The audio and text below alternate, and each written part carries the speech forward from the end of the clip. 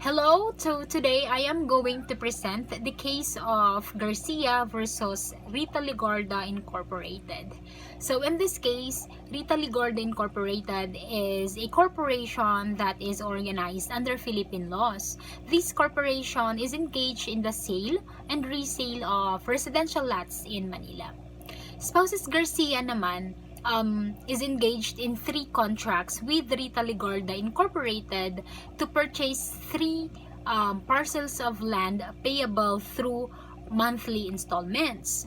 So, RITA LEGARDA Incorporated canceled those 3 contracts. So, as a result, Garcia instituted a civil case against the corporation to have the 3 contracts declared as existing and subsisting. According to the corporation, or according to RITA Garcia Incorporated, RITA LEGARDA Incorporated, So, according to RITA LEGARDA Incorporated, Garcia weren't able to pay all the installments under the 3 contracts, which is why they canceled the contracts.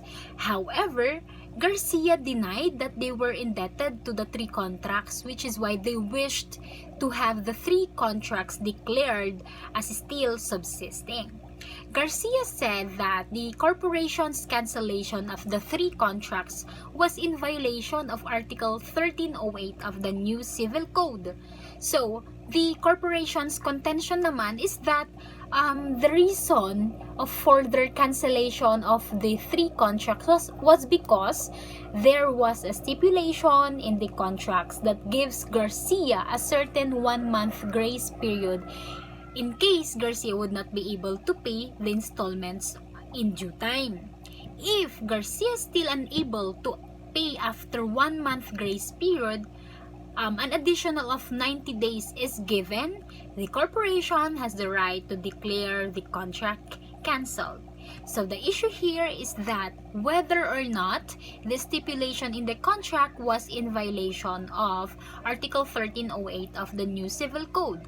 So the court held that no, the stipulation in the stipulation or agreement in the contract was not in violation with Article 1308 of the new Civil Code of the Philippines. Article 1308 of the new Civil Code says that the contract must bind both contracting parties.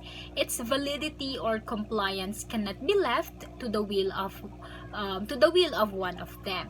So this provision's ultimate purpose is to render void a contract containing a condition which makes its fulfillment dependent exclusively upon the uncontrolled will of one of the contracting parties. So, the stipulation in question merely gives the vendor the right to declare the contract cancelled.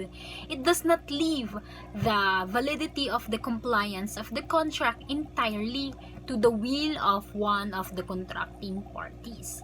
So, the stipulation or agreement simply says that in case of default in payment of the installments by the vendee, he shall have 1 month of grace period, and that said month of grace period, if expires without the vendee paying his arrears, he shall have another period of 90 days to pay all the amounts he should have paid. Then the vendor has the right to declare this contract cancelled and of no effect. So, a contract expressly giving to one party the right to cancel if a resolutory condition therein agreed upon is not fulfilled is still valid, because when the contract is cancelled, the agreement of the parties is actually fulfilled. So in this case, when RITA LEGARDA Incorporated canceled the contract, it was merely fulfilling its part of the agreement or in the stipulation of the contract.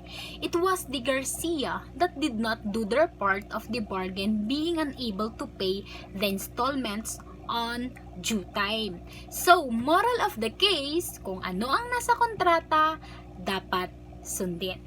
Thank you!